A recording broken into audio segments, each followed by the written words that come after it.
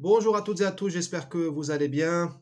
Je viens d'atterrir dans la ville dite Lumière, où les lumières ont été éteintes. J'en veux pour preuve les trois derniers événements, les événements de ce week-end qui montrent que nous vivons les années sombres. Nous vivons les années noires de notre cinquième République. Il n'y a pas de quoi se réjouir ni se frapper la poitrine comme le font nos chers chefs de Monsieur le maire à Monsieur Macron, passant par Monsieur Darmanin. Bon, d'ailleurs, je vais citer ces trois-là. Tout d'abord, agression incroyable à Bordeaux contre des gens du Rassemblement national. C'est juste hallucinant de voir cela dans un état de droit. J'ai même pas dit démocratie. Quand dans un pays, pour tes idées, tu risques la mort ou le lynchage, c'est le cas, ils ont été lynchés en plein Bordeaux. Vous vous rendez compte, Bordeaux, la ville de la bourgeoisie française, le symbole de la civilisation française, de la civilité française, Montaigne. C'est ça Bordeaux, hein? D'accord? Bordeaux, c'est pas Kaboul, c'est pas Grozny, c'est Bordeaux, d'accord?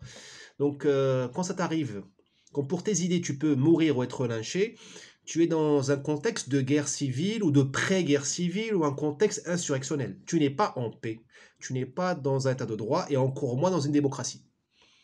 Qui s'en émeut? Personne, à part les gens du Rassemblement national. Moi, sincèrement, à leur place, ils ont 89 députés, marche blanche devant la place Beauvau, jusqu'à ce que vous soyez écoutés. N'attendez rien de la gauche, de la non-gauche, du centre.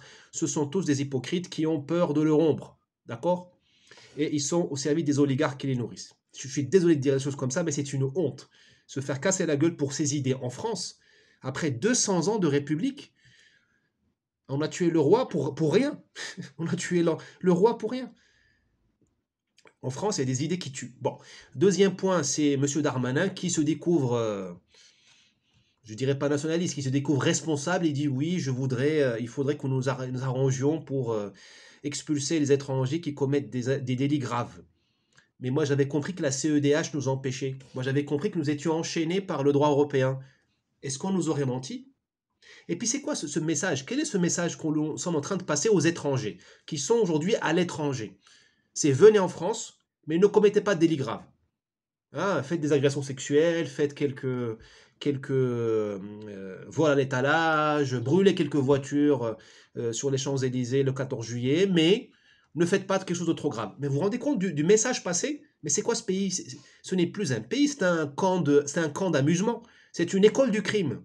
C'est la France cour des miracles. C'est ça le projet pour la France. Et en plus, vous avez un type qui est mis à l'intérieur, qui se croit en responsabilité, qui vient dire ça, il faut parler aux tripes des Français. Mais monsieur Darmanin, vous ne parlez pas aux tripes des Français. Vous moquez des Français. Vous vous moquez des Français. Et de la France. La France, ce pays dont la colonne vertébrale a été construite par les rois de France, la féodalité française, l'Église française, la République. Monsieur Darmanin, au-dessus de vous, il y a un être invisible qui est la France. Enfin, il est invisible. C'est comme une divinité, elle est partout. Mais il faut avoir, comme on dit chez moi, il faut être fidèle. Il y a les infidèles et les fidèles. La France est remplie d'infidèles, au sens musulman du terme. Vous m'avez compris. D'infidèles à l'être collectif qui est la France. Le monde ne commence pas au niveau de mon nombril, ni de celui de M. Darmanin, ni de celui de M. Qui que ce soit, ni le vôtre, chers amis qui m'écoutent. Chers amis qui m'écoutez. Il y a au-dessus de vous votre pays. Bon, je prêche des convaincus dans ce canal, mais bon, évidemment, M. Darmanin et cette pseudo-élite ne pensent pas comme ça. Ce sont des infidèles, avec un I majuscule, des infidèles à l'idée française. C'est une... Bon. Monsieur Macron, maintenant, dans les Uber Files, alors si ces Uber Files, si ces révélations sont justes, si elles sont exactes, nous sommes face à un scandale d'État, encore un scandale d'État qui n'aboutira à rien. Pourquoi il n'aboutira à rien? Pour deux raisons. La société est corrompue. Parce que si en haut, ils sont corrompus, je dis bien si, le conditionnel, si en haut, ils sont corrompus, nous aussi, on est corrompus, parce qu'on les a élus. Hein. Monsieur Macron n'est pas arrivé au pouvoir par coup d'État. Hein, il n'a pas fait défiler les tanks autour de l'Élysée. Hein. Les gens ont voté pour lui. Je vois ma femme qui s'échappe. Je crois qu'elle vote Macron. Hein. Bon, et puis... d'une part, nous sommes corrompus par les aides sociales et le quoi qu'il en coûte. Ce régime a acheté la population. en lui donnant de l'argent pour rester chez elle au nom du Covid. La population, c'est-à-dire les patrons de PME, TPME, je ne sais pas comment il faut dire, les entrepreneurs, et les gens, et puis les fonctionnaires, je ne vous dis pas, ils sont jusqu'ici dans la marmelade. Et c'est une corruption, c'est pas c'est ce qu'on appelle ce qu'on pourrait appeler la corruption passive. C'est même pas la corruption passive, c'est ce que j'appelle la corruption objective. Celui qui te donne ton salaire chaque mois ou qui te boucle ton chiffre d'affaires parce que l'économie ne tourne pas parce qu'il y a confinement, c'est ton maître, même si tu ne l'as pas choisi comme maître. Donc nous sommes tous englués par ce régime qui nous a dévitalisés parce qu'il nous a achetés d'un point de vue de cette corruption. Enfin, pourquoi ce scandale n'aboutira à rien? Parce qu'il n'y a plus de Français. On en parlait. Monsieur Darmanin ne comprend plus ce que c'est que la France. Donc pour lui, la France est une espèce de cour des miracles où il y a les petits délits, il y a les grands crimes. Bon. Mon gars, monsieur Darmanin, chers amis français, vous n'êtes plus français. Vous n'êtes plus français parce que vous avez perdu la fidélité à la colonne vertébrale de ce que c'est que la France. L'identité, c'est un terme trop polémique, je ne vais pas l'utiliser. C'est juste la colonne vertébrale. Qu'est-ce que c'est que la France? Personne ne sait plus le dire. Parce que nous avons été délavés comme un jean. Vous avez un jean Diesel, un jean Levi's. Nous avons été délavés à l'école. De l'utérus des Françaises, de souche ou de branche, on ne va pas polémiquer là-dessus, sortent des Français potentiels. De l'école sortent des Français défrancisés. On leur apprend à détester la France. On leur apprend à dénigrer Colbert, à dénigrer Louis XIV, à dénigrer Voltaire, à dénigrer tout ce qu'ils sont. Eh bien, qu'est-ce qu'ils font? Puisqu'on leur dit ne soyez pas français, ils deviennent autre chose, américains. Ils se tatouent, tout le monde est tatoué maintenant, parce un Français ne se tatoue pas, on n'est pas des Maoris. J'ai tout le respect du monde pour les Maoris et pour les peuples des îles et les peuples exotiques. Je vis parmi eux en Amérique du Sud. Mais nous ne sommes pas des peuples des îles, nous ne sommes pas des peuples des tropiques. Mais si on se tatoue, c'est un symbole. On n'est plus français, on est autre chose. Demain, on va se voiler. Après-demain, on va sexiser. Pourquoi pas? Pourquoi on ne sexiserait pas? Pourquoi pas? À la limite. Pourquoi pas? Comme les Soudanais ou les Éthiopiens. Pourquoi pas? Vous voyez ce que je veux dire? Comme nous ne sommes pas français, nous ne sommes plus français, nous n'avons plus de considération pour ce que c'est que le pays. Donc, ce pays, tu peux le voler, tu peux le rasier, tu peux le mettre à sac. Alors, Uber Files, hier McKinsey. Bon. Ce pays n'existe pas. Parce qu'un pays, c'est un acte de foi. Si tu n'as plus la foi, voilà, c'est fini. Le catholicisme est mort. Pas parce que le Vatican a été brûlé. Le Vatican n'a jamais été aussi riche. Et jamais aussi beau. Les églises du Vatican, tout ça.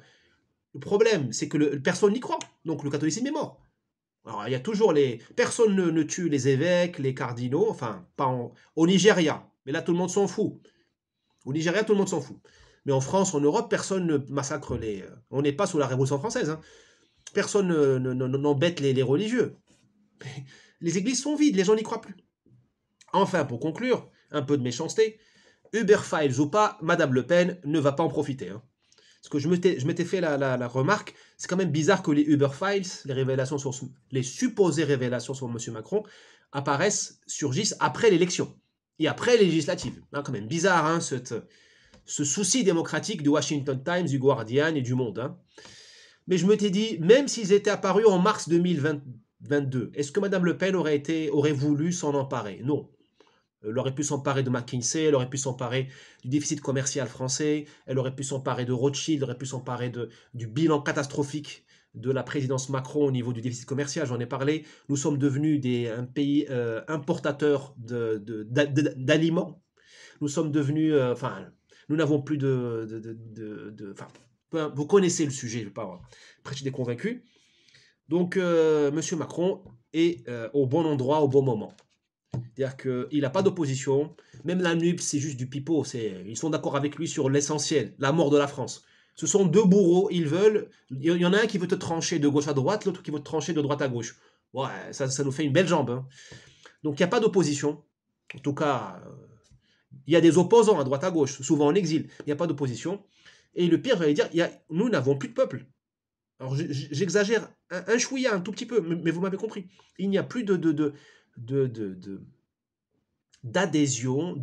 Les gens ne croient plus qu'il y a quelque chose au-dessus d'eux.